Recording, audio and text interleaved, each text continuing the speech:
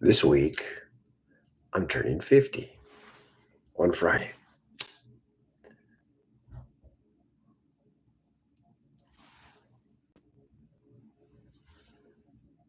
There is a lot of really wonderful, wonderful energy in this.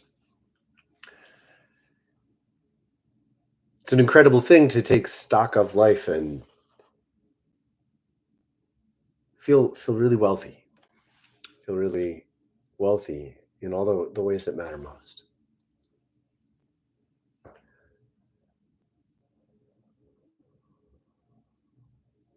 Today, we're going to begin a new way. I've been having ideas for a long time of how to shift things, and it is time. One of the more exciting elements of this is I'd like to turn each class time into a richer experience with ongoing segments. So for years, we've been trying out a lot of different things and exploring deep dives in specific themes. And I think we're going to keep doing that in a much shorter way, like have a segment on a deep dive, but I want to prepare it better. And then we've got some other ideas.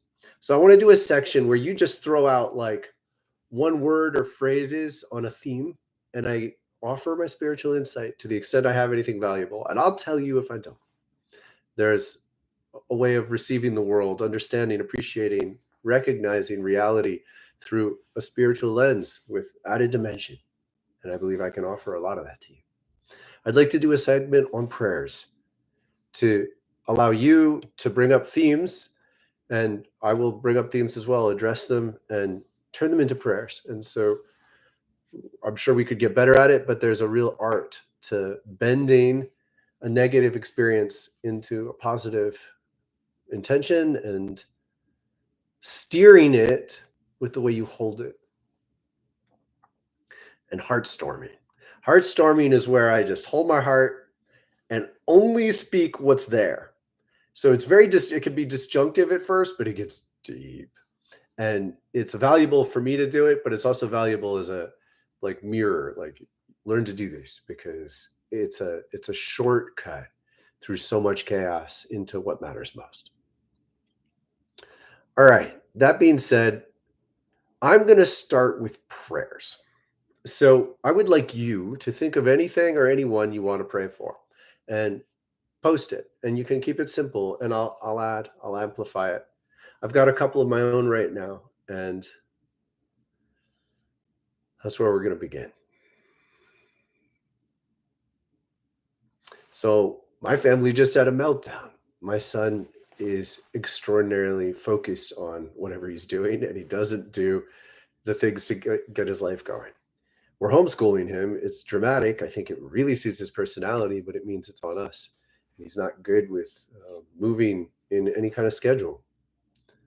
I really pray that the essence of what's best for him, what he needs the most, is unshakable. That he can keep his trust in what matters most and learn to brush his teeth, get dressed, clean away his dishes, and be ready for the day. That these two things can go together and it doesn't need to be oppositional. I pray that the deep passions that he feels as he learns to protect what matters most to him continue so that his truest dreams become real.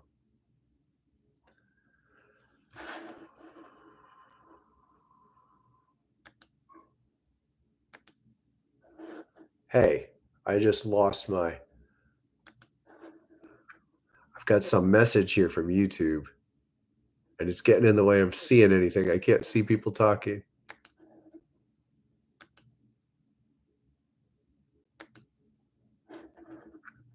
There we go. Sarah, good morning. Thank you very much. Prayers. So I'm going to turn anything you put up here into a prayer. The prayer is in the emotion. And so presencing a transformational positive emotion matters. And even when it's a small seed, small seeds grow into big trees. I pray for the Eastern Mediterranean. I pray for those of every faith to learn to pray for everyone. I pray for everyone who is praying for everyone. I pray that we learn to transcend tight, painfully selfish identifications. I pray that we learn to respect humanity across all cultures, all colors, all hues. I pray that our prayers allow anything that is selfishly violent to flip back upon itself. I pray that the seeds of violence in people's minds be met with whatever force is needed to stop them and no more. I pray that everyone in a position to do violence in this region connect with God, connect with love, and have clear vision that they may heal trauma before they act, that they may recognize projection before they act.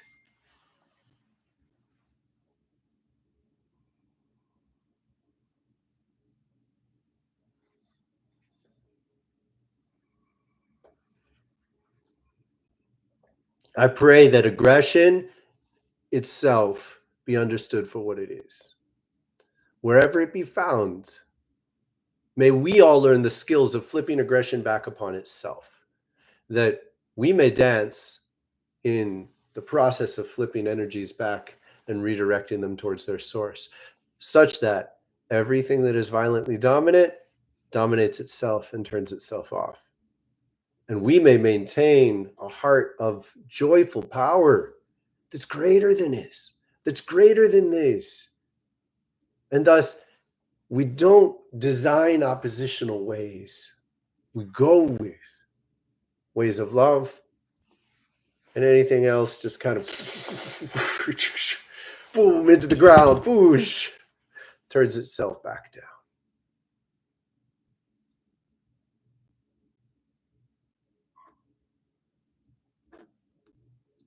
Oh, message retracted. I didn't even know that was possible.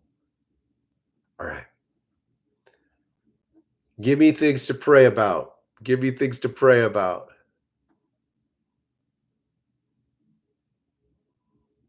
Sarah, does this work? What does that mean?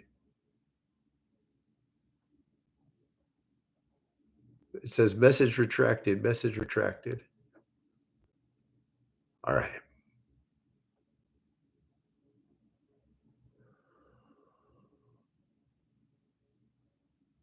I pray that people who are sick know their true inner power, that people who are suffering see into the roots of their suffering and recognize where they can act. I pray that people who are suffering from sickness be led into the patterns that induce this sickness, that keep it going, and be given the trust and the strength of will to change the way that you think about what you are facing. I pray that those who are lost and lonely open themselves to love and care.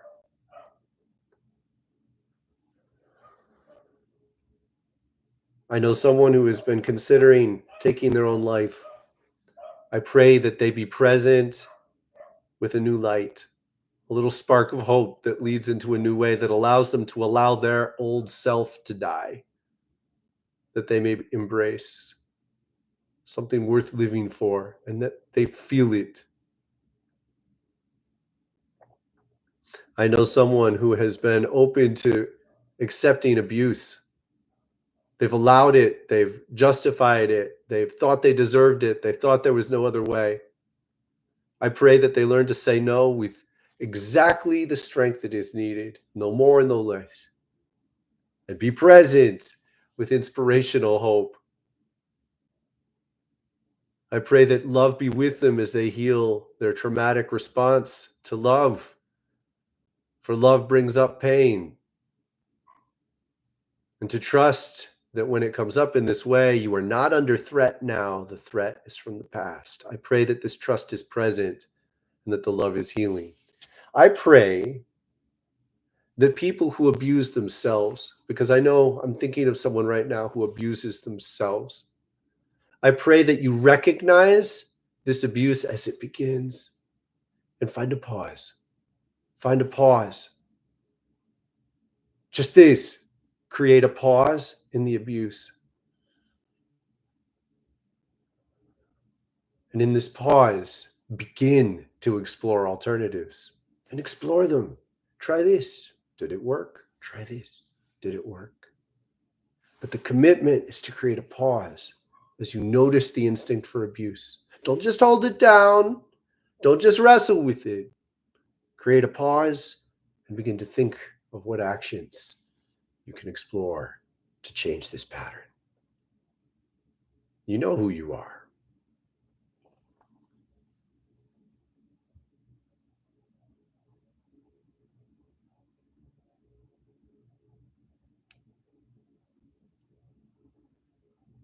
Oh, wow, Sarah, thank you. I wonder why no one else could chat. How annoying. I must have pressed the wrong setting. This is how I want this to go. You know of people who are suffering. I know of people who are suffering. I pray for them. You tell me more, I'll pray for them. If you can't chat today, it's going to break a lot of the games I wanted. That's annoying. So I'm going to put that down for the moment and talk about something.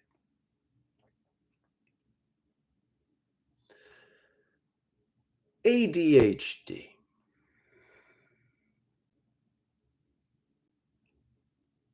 Imagine I'm playing a song.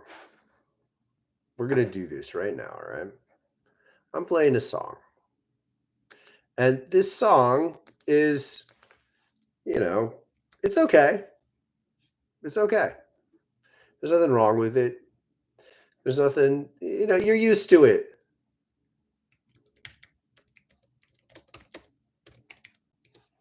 You're used to it. Here we go. Ready? Wait, not that one. All right.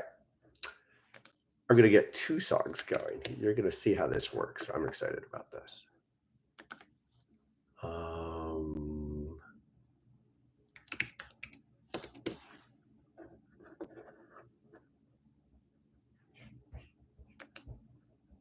All right, ready?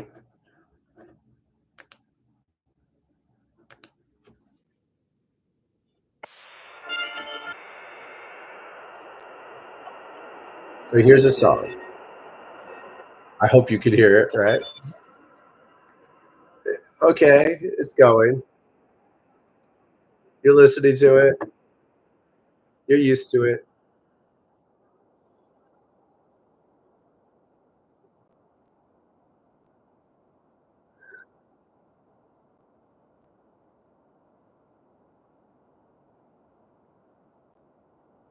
Oh dear. This is kind of a mess, right? This is kind of a mess. What's wrong? What's wrong?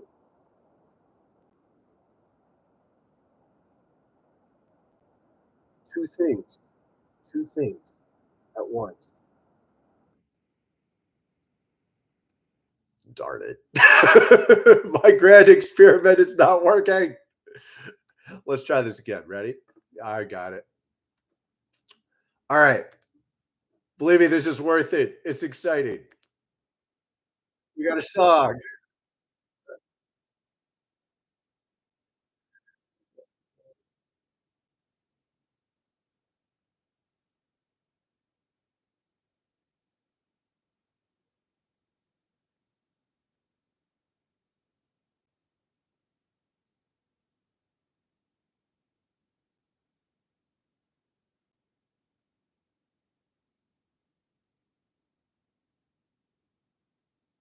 This is painful. This is painful.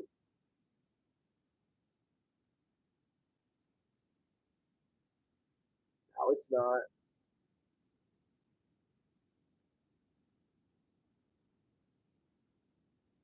No, it's not.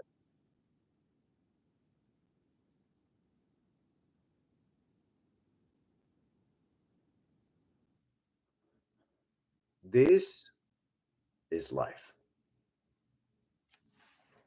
We're living along in a certain way and we're hearing something. And you might not even like it anymore, but it's coherent. Here, coherent. You hear with the world, and you're moving along and you build your life. And even if you don't like the background noise, even if you don't like the background music, it's normal to you. So you create your ways of being around it. When a new song comes in, it infiltrates everything that's stable.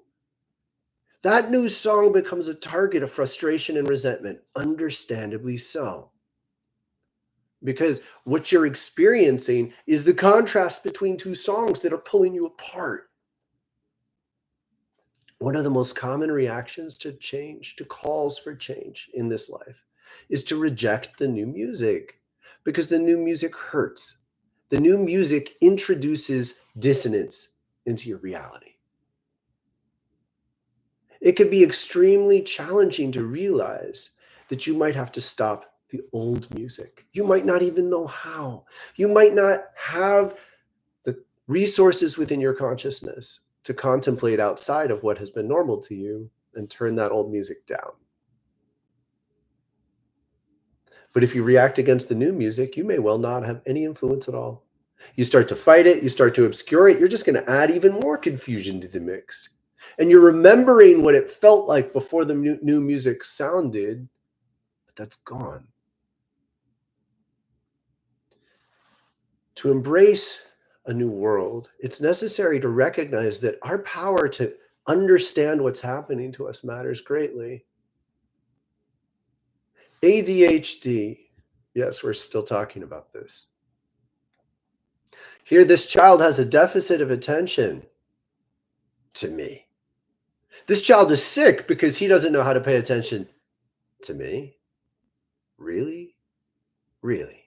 They're sick because they can't pay attention to me. They're sick because they can't keep their attention focused on the same vibrations that I'm on. Can you see the abusive nature of the way this is understood? Straight up abuse. If you contemplate that the challenge is the world is introducing a new music, they're introducing a new music that's healthy for you, just try this on. They're introducing the music of the future, the music that will be normal in 20 years. And it's often introduced to the children. They have a passionate inner drive to put that first. This is what is real for them. Their entire survival of their conscious love is wrapped around forces we don't even understand yet. They won't even manifest in a mainstream way that will make sense in our culture for another several decades. Presume these. So when they're sat down and put through certain systems and told what to do and told what to think and told when to stand and told when to sit and told when to be silent and ask if they can go pee and told to shut up and told not to think about what they want to think about and told not to talk about what they want to talk about and punished if they don't and labeled as not living up to their potential or failing or remedial. They're labeled because they don't succeed at these other values that equate to the old music. And then they're told, well, you can't design your own music until you prove you can do the old music. But to them, the old music is the violation. They know their music. They know it. It's inside them. This is where they're trying to center and they can't hear themselves because we're blasting this old stuff in their head. What would happen if they were given the space to determine what they think about and what they feel? What happens when they are given the ability to DJ their own consciousness? Are they still sick? Are they still sick? What if they're sick because we're trying to force them to be something they're not? What if they are literally suffering with ongoing negative symptoms, emotional turmoil, explosions, because they're not allowed to be themselves? And if this goes on long enough, the patterns register more and more in the chemistry and the neurology. And then we go, oh, see, the neurology and the chemistry are off. We should fix that with a drug. Would it be off if they were given the freedom to be what they are? Now, let's back this down a little bit. What if they need to be outside? What if this isn't all that new? What if their music is not some simple radical expression of the new world? It's they're, they want to feel the sun. They want to feel the breeze. By nature, they'd do great if you had them move some rocks. They want to feel their body. They want to feel their body.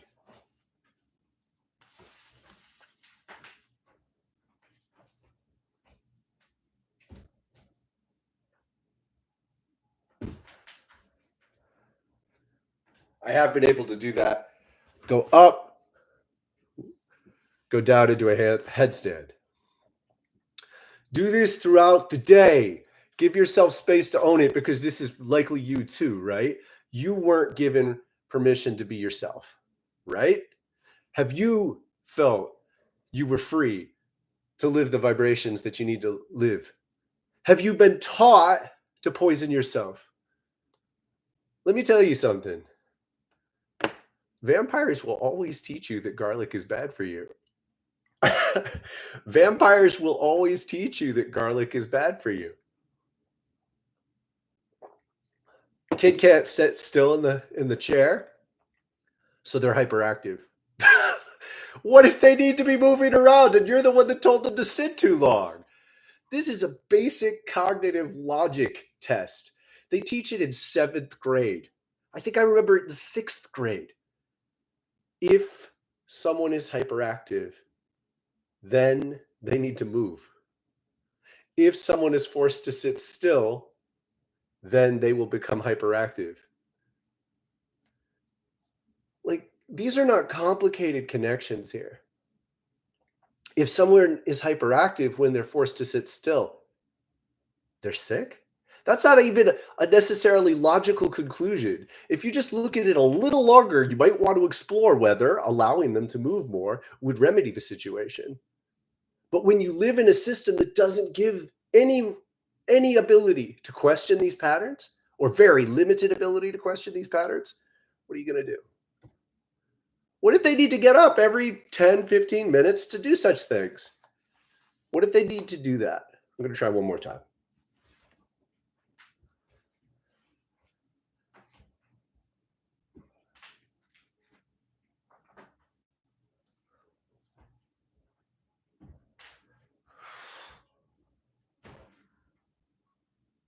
Woohoo!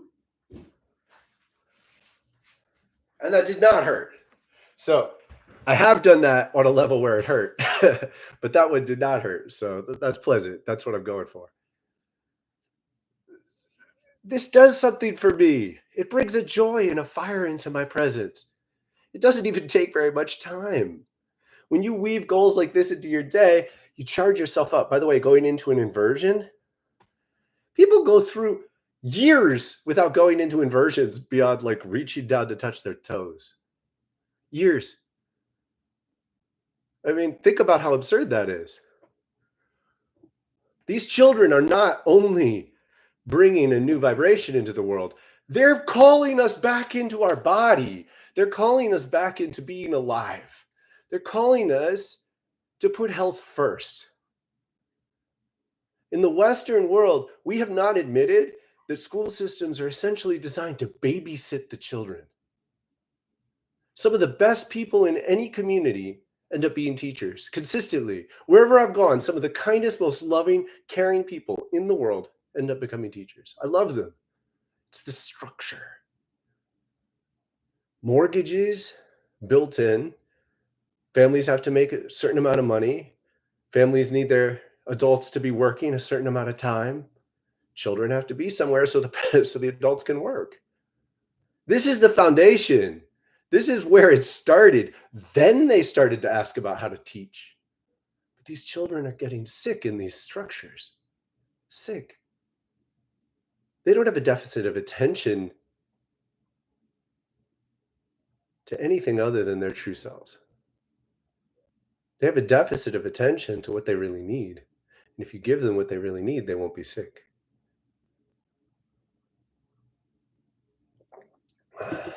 but you do have to fight with more about getting dressed and cleaning their dishes off the table.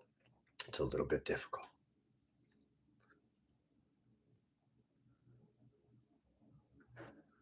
So it looks like I messed up the chat, which is annoying because what I wanted was a heavily interactive structure. But maybe we're just going to go with this way.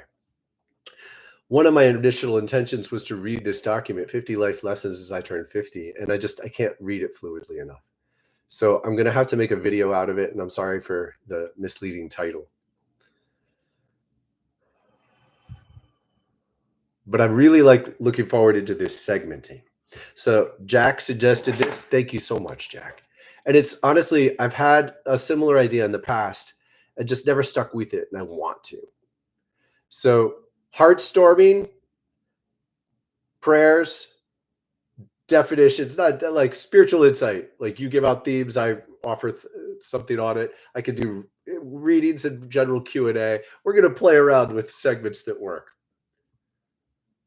We just did a good heartstorming on ADHD and spiritual connection. We did some prayers earlier. Now,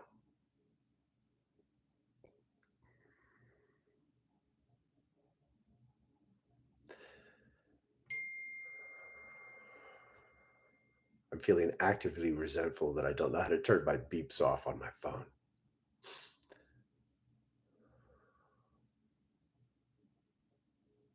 I'm giving myself a little extra permission to just only be present with what I want to be invoking and thinking. I'm really sad and defensive of kids right now. I'm sad and defensive of my son, who could be described by this ADHD characterization. And he's not in school, but I do experience his patterns as holding something that is essential to him. And when we let him hold it, he's really good. And when we let him hold it for extended periods of time, he's really good. I saw a little researcher talking about this the other day, and they said one of the classic patternings of people with ADHD is that they have these sort of ongoing emotional volatility, where really sharp, deep emotional expressions. But the thing is, they're expressing emotion over things you could understand. It just seems out of proportion to us. It's something that I might feel inside but not express. And I immediately said, look, I can flip that one around too. What if it's always, I really want this to shut up?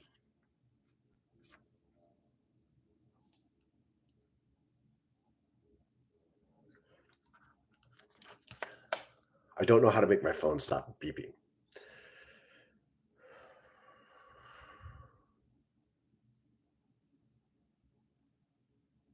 This is so deep. What if we're the ones who are sick? What if we are the ones who are sick in a collective sickness?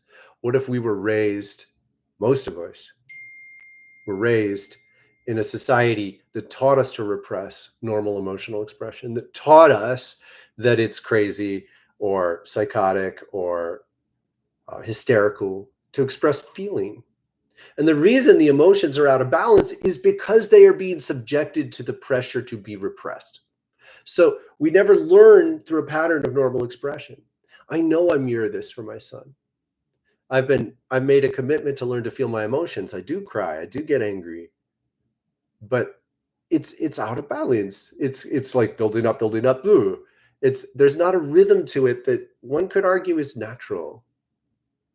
And the emotion comes. What would it be like if emotion was felt as part of a flow in life? Undoubtedly, when emotion builds up too much and expresses dramatically, it can be quite destructive in not a helpful way. Undoubtedly, people can take terrible actions when they get too angry, but I would suggest that this is what happens when anger has been repressed unnaturally for a long period of time. So what if people who are being labeled as this deficit of attention are coming into a world that's deeply sick? It's the society we live in that's sick. And their presence exposes that sickness, so they get called sick. And the doubling down on this is they get drugged. This is my 50th birthday present to myself. It's what I resent the most in this culture. I feel so protective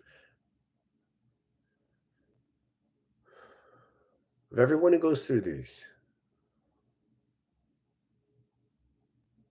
And to forge a space that's safe, to forge a space that really works, is to say we're shifting gears ahead of time.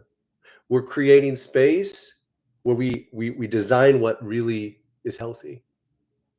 And in between, like, we have to navigate life. We still have to, pay the bills, make life work. So there's this dual challenge. It's like having two jobs at once. How do we live a good, healthy life and create that space for our children and those we love? And how do we make sure that we can keep nurturing this new garden in a world that is not naturally accepting it? There are pressures from so many different directions that it's hard to measure. When you watch an advertisement, that advertisement carries core energy that are structured in values, give you the vibration of a pattern of living that reflects the values of the people who create it.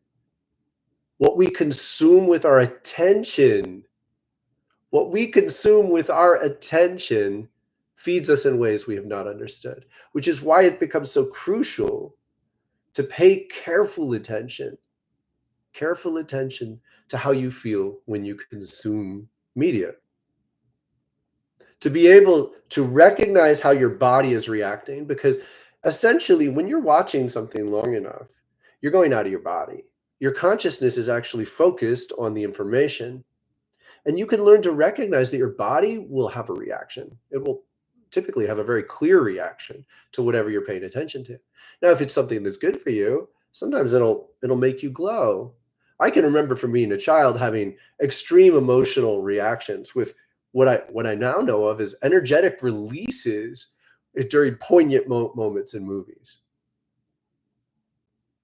When we're watching something that doesn't touch us in such a way, and it's carrying our attention into its roots, you can learn to recognize what happens here.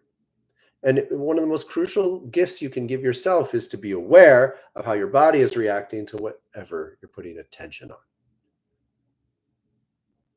And then make new decisions. Be ready to shift in a different way. Be ready to alter your focus to bring it towards something healthier. In many cases, that means just put down the phone, just put down the phone. Today, complete permission to myself to be incoherent, non-linear, popcorny. I do want to feel good about this by the end of the day, but I'm more committed to being truthful. I am amazed at my own ability to be happy these days. I'm happy much of the time. I'm grateful much of the time. But this is amidst an enormous range of confusing forces, chaos, change, a sense that hope is fragile. I'm witnessing cultural dialogues that I believe are coming into a time of even more extraordinary change over the next 10 years. And it's scary. And I want to honor how frightening it is for people right now. Another theme in my heart, this is what happens when we heartstorm, is an ongoing assertion to you that something happens. When you participate in the world, first of all, you are choosing what you pay attention to. If you go to one media source, it's going to talk very differently about immigration than another. So by no means are you getting objective information wherever you put your attention. So where you choose to put your attention really matters. Beneath that, the way you respond to knowledge about the world says more about you than anything. And it's tempting to watch a piece of information, watch a news clip, watch a story, have a reaction, and then assume that that story induced your reaction. But here's the truth that I discovered. At a certain point, several decades ago, my life was falling apart thoroughly. And I made the interesting choice to turn on the TV early in the morning and I watched the local news and I thought Armageddon had begun. I was living in New York City. They had like five very negative stories in a row. And I was able to witness these stories through a lens of the world is falling apart. I experienced a view of the world in which the end of the world had started. Now, the information they were giving me was likely very similar to every day since then, or any given day since then. That news channel has probably put out that kind of story. But I experienced it as an end of the world because my world was ending. We are going through a transitional time of 10 years where any person, any random person you might come across could be going through that for the next decade. And in their experience of the end of the world, they reveal the end of their world. We all need to go through a transition where you essentially let yourself die to who you've been. It's a very fundamental experience. It's an ego death. And the reason it matters so much is because the ego that most people are born into is entirely designed around false premises. Lies. Lies. Space is black. There's no other life out there. Lie. You are your name, your birth. You didn't exist before then, and maybe nothing happens after you die. Lie. You're a blank slate. You start in this life. You're most influenced by your parents and your community. Lie. You brought karma into this life. They're lies. They're literally not true. Now, it's a functional lie. In many ways, it's a healthy lie because starting over is giving you a chance to start over. Coming out of terrible mistakes, terrible patterns, just patterns you don't want. How do you change such things? You start over. You birth into a body, you birth into a childlike state. So you're fragile. Your only main focus is how the hell do I make this thing work? You learn language, you think, you learn to think with the language. Register this one. When you choose to learn to put your consciousness focused in a language, that's a big decision. Your consciousness could be focused somewhere else. Once your consciousness is focused somewhere else, it's very hard to change. As anyone who is born into one language and then you learn another language, you can go 4 decades speaking a new language. After your first 2 decades were in one language, you're still going to consider that first language real. That's where reality is. That's where you started. This is true beyond your life. That you were speaking, likely is not, you were speaking a different language before you were born this life. You were thinking, imagining, creating with a different language. Languages have different purposes. Cultures have different karma that they're better and less developed at working through. When you incarnate into a language, you're choosing a system of being that shapes your reality in so many ways. To be able to start that over is crucial when you get stuck in an old way. So there is functionality to this lie that you are, Daniel, I'm 50 years old. I'm almost 50 years old. Is this me? Partly. It's part of me. Good one.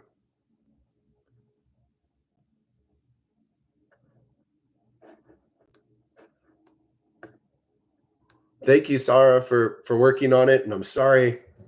I don't know what I did. I presume I put a only certain kinds of people can talk button that I've never pressed.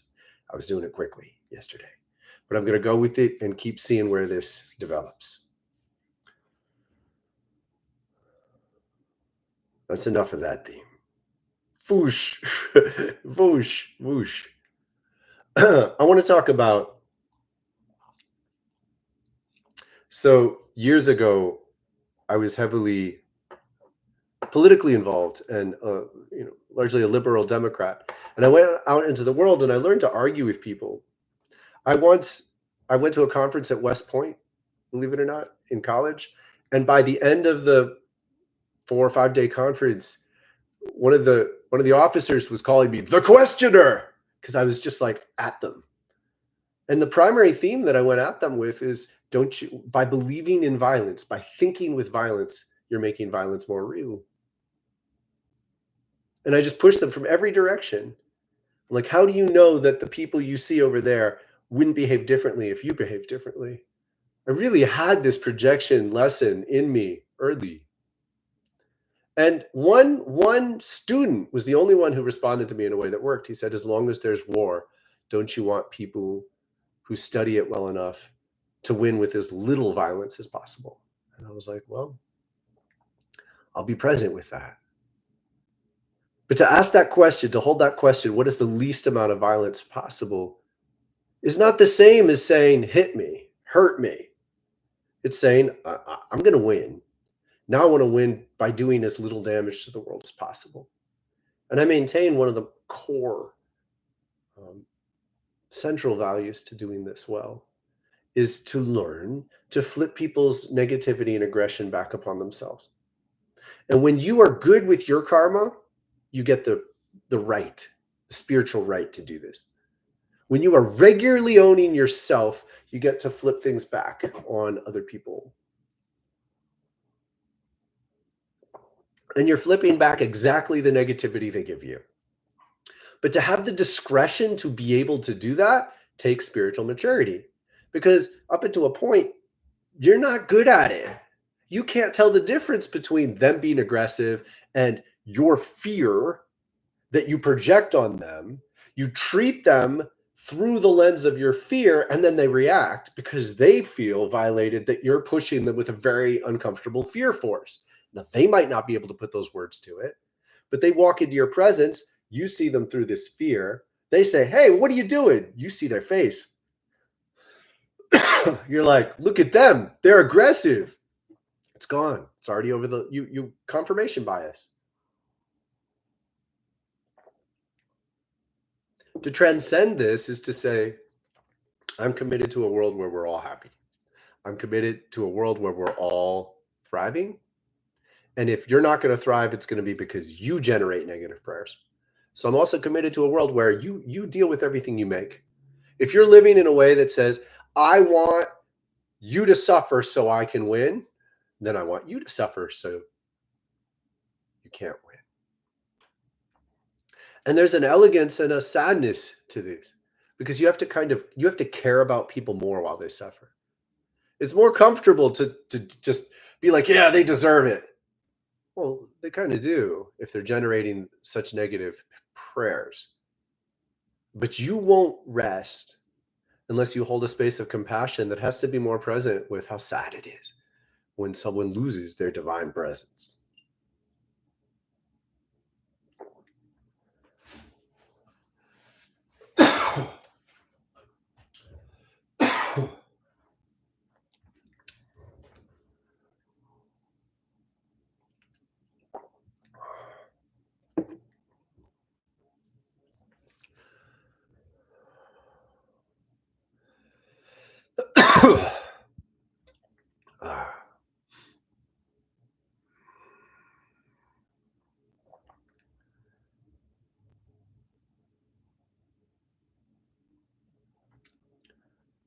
I see myself making hundreds of thousands of dollars, hiring plenty of other people, together us building it into millions. I see gathering together in person.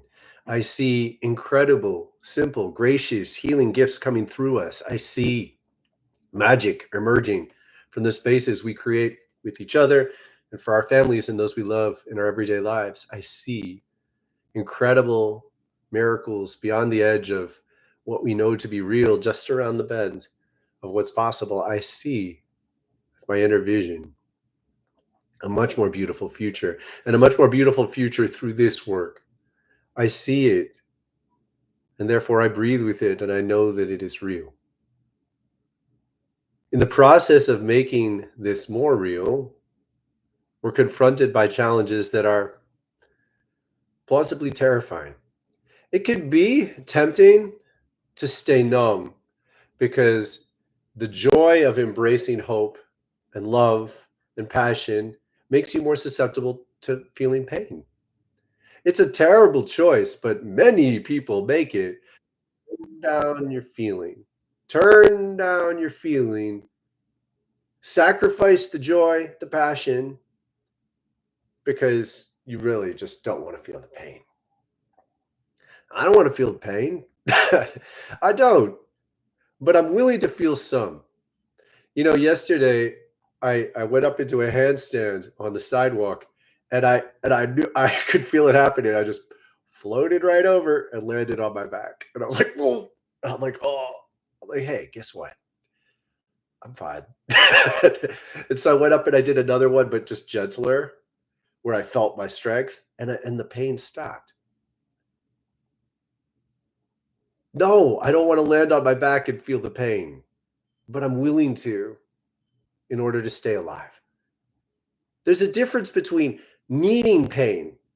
Sometimes I think when people have suffered, they go towards it. They like want to own the pain, become a sadomasochist or something. Like because there's a logic to it. I want to control a pain that used to control me. I get that.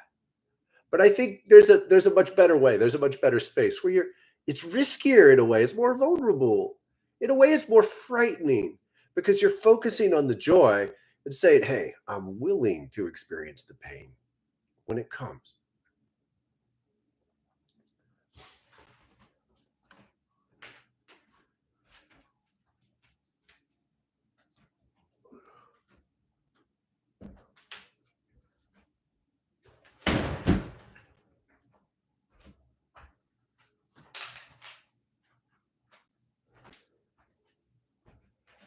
And I came home and I practiced that several times because if I'm going to fall, I'm going to roll. How can you do that in life? How can you do that in life? Notice the places where you're resisting your risks. Pay attention, get your attention in there. What are the risks that really you want? You want this. You know you want this. But see if you can notice how you pull away from them and why. I have not been doing handstands out on the sidewalk. I really want to. I think it's just like it's joy. It's like walk down the street, flip into a handstand. I get a spring in my step. I move around better afterwards. But it's really challenging doing a handstand. If I'm always afraid of going over, then I'm going to always air back, and then I just never really get it. You have to be willing to fall in both directions. And sometimes if you go over, it could be fun. It could be fun to do that roll. See if you can make an analogy to this in your life. Are there places where you can make this transition?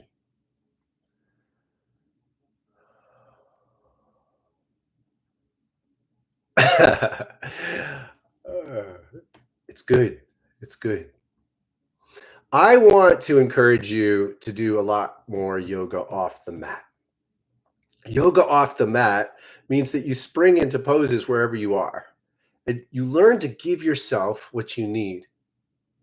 I would encourage you to ask this question because here's an exercise, all right? Sit on a bench in a park. This is Eckhart Tolle. Like, please, this is good medicine. Sit on a bench in a park and just watch. Just watch. You could go hours in a park watching people stay within very restricted movement patterns. When you step outside the boundaries of how other people are moving, there's an intrinsic reaction against you. Intrinsic. Because the pattern itself is holding everyone. Everyone is shaped together far more than they realize. They're moving together.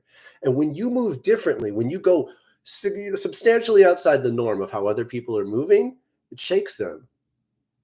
So you're going to feel The same intuition you're turning on by being more alive is going to teach you to recognize these subconscious reactions other people have against you. Now, why do they have these reactions? They don't even know them at first. But they are going to start, they just don't want to notice you. You're just invading their space, right? They are putting up with so much suffering as it is, they're just moving through the day. They're just moving through their day. They've been taught to put up with so many pressures that arguably aren't good for you. And they've been taught to set aside so many things that are good for them. Every vampire will teach you not to eat garlic. And our society in the Western world, in many ways, is this kind of vampire. And it teaches you not to eat garlic. When you start to give yourself the freedom to be more alive daily, to add to the mix this just joyful moving aroundness, it's a ripple effect. There's a reason people don't stay with it, because you start to refuse all sorts of other pressures that aren't right for you. You start to say, hey, I get to breathe. Just because you're not breathing doesn't mean you get to tell me not to breathe. Like, why can't you do this in a meeting? Why can't you do this? Why can't you stand up and be like this? Show me the corporate suit boardroom where you can stand up and do this. It's absurd that you can't stand up and do this. It's absurd. It would make everyone more creative. They'd all come up with better ideas if they could get up and do a little yoga whenever they needed to. But they're not allowed to. Why? Because it shakes the bone. Here's one from Malcolm Gladwell that's just phenomenal. There's this guy, Pete Maravich. He used to shoot free throws in basketball underhanded. Underhanded. He would take the ball and he'd go like this to shoot the basketball for a free throw.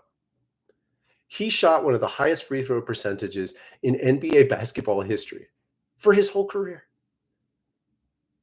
One year, Wilt Chamberlain changed to shoot free throws this way. Now, he was doing a terrible job shooting free throws. Really low percentage. He was missing a ton of them. And he started doing it this way, and he majorly improved his free throw shooting percentage. But he got made fun of. So he went back to shooting it this way and having a terrible percentage. Of course, it's concerning to step outside the norm and behave in ways that are confusing for people. Of course, it's concerning because some people will resent you. And I want you to understand it very clearly. They resent you because you are rocking their boat.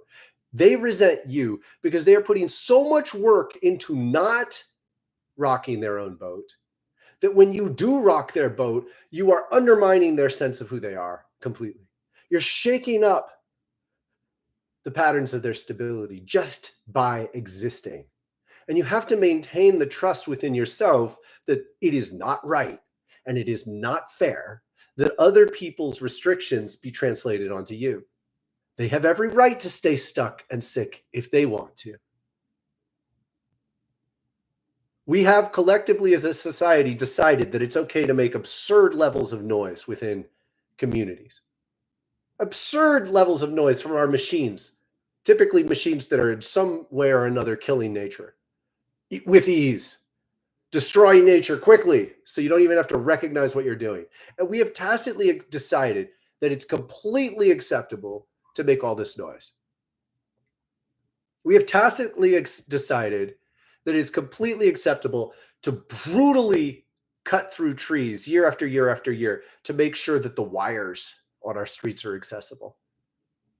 We've tacitly decided to accept this rather than to put the wires under the streets, which is perfectly possible. You can build wiring into tubes that are under the streets and make it with panels. You can even make them solar panels. There's a real company that does this. But we've collectively decided that that's not a value. So we're going to cut those trees. We're going to brutalize them in a way that I can feel the suffering of the tree. Oh, I live this. I know it. I get sick. I can sense the vibration of the suffering of that. But my observation of that level of reality is part of the way society blocks nature itself. It's the same force that teaches you not to move your body because you're being taught to numb your body in relation to a world that everywhere you look, that's what people do. It's so hard to see outside a system of being when so many people reflect it. It's so much easier to think that you're the problem, right? How many of you are struggling with this? How many of you still have a very high level of internalizing that you're the problem because you see the problem? I cannot connect this enough.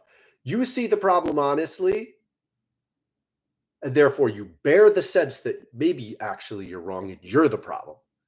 And it's an immediate pushback in your face, right? You see the patterning of hyper control. You see the patterning of collectively not treating bodies well, not treating spirits well, not treating hearts well, not soothing minds well. You see it, you begin to just try to get your awareness around it. You just try to get your ability to wrap your mind around the fact that what you're seeing is real, that there's something wrong. And then whoosh, it gets shoved back in you. Maybe you're the one maybe you're sick. They all seem okay. They all stay true. This work was the way I learned to stay sane. And when it worked, I was like, oh man, the levels of suffering that I went through in my 20s,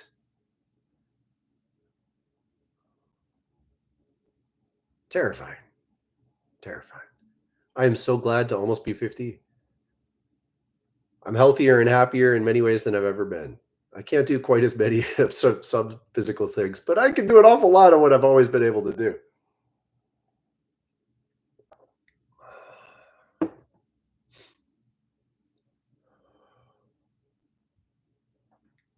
We live in a culture that deifies youth in a way that I think is very ill. It puts a terrible pressure on the youth. We live in a culture, and I say we, I am so glad for the presence, the participation of anyone who is not in this culture, but I'm in the heart of American culture. My experience is that this culture is so obsessed with thinking about what it's good at and what it's strong at that it's just downright awful at paying attention to what it's not good at. And I was raised with this sense of something else, that there's a different way. And every time I tried to hold it, it felt right. I couldn't put a name on it, but I know what it felt like. And I know what interrupted it. That's a lot of information. That's an awful lot of information to know what it feels like to be true to yourself and to watch what is basically telling you to change, what is telling you to live in a way that's not as good for you. And it is so painful to watch these patterns occur. But it's so worth it because it's happening to you anyway, right? And again, I repeat, how many of you are bearing the sense that you're the problem? What if you're feeling more because you've chosen to be alive? What if you are living more because you believe in life more than you believe in this numb death culture? What if you have chosen to stay true to your heart, and that's why you see it more? That's why you suffer more. That's why you feel the tension more. That's why you recognize negativity throughout your day more. That's why you see pain in other people's faces that then they move past and blank over. That's why you have to go through your days wondering if you're the problem, because you see a problem that we all need to deal with together.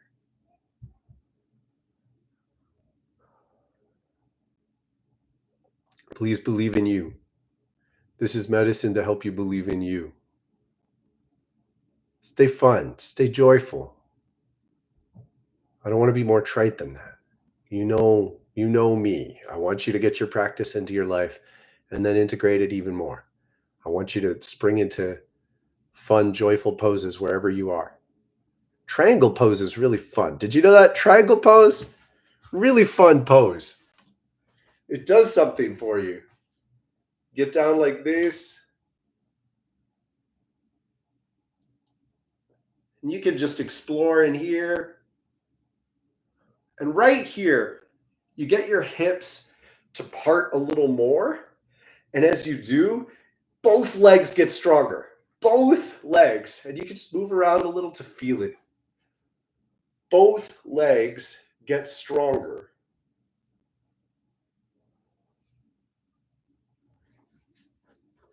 And then you just move back to your day. Just a minute of that. Is there any particular reason that people don't do that at least every hour? Just because you'd be shaking the boat. Just because other people would have to question whether they want to do that too. But let me tell you, a lot of them do.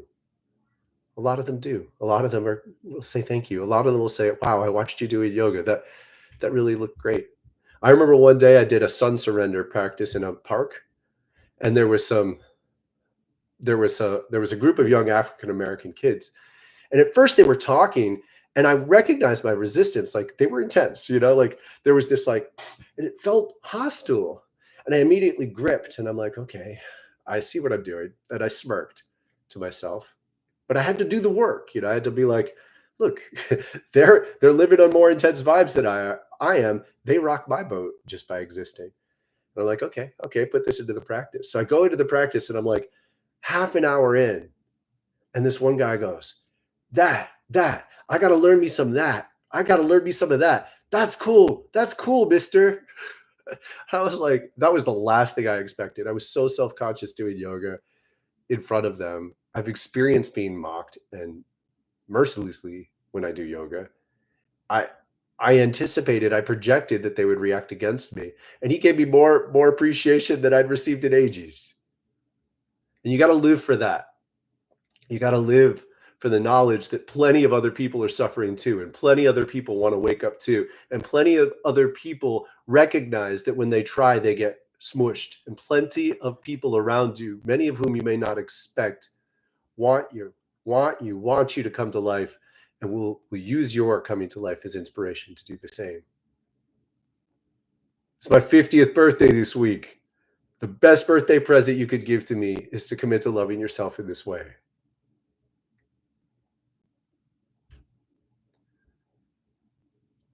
All right. I'm going to see you soon. Those of you who are coming over to the sanctuary, we meet every week after this time and do a meditation and a group discussion afterwards. You are welcome. Please consider joining us. Wildflowerfire.com, community tab. There's a way to sign up. There's a little button right on that page. Thank you. Thanks for being here. Hope you have a great week.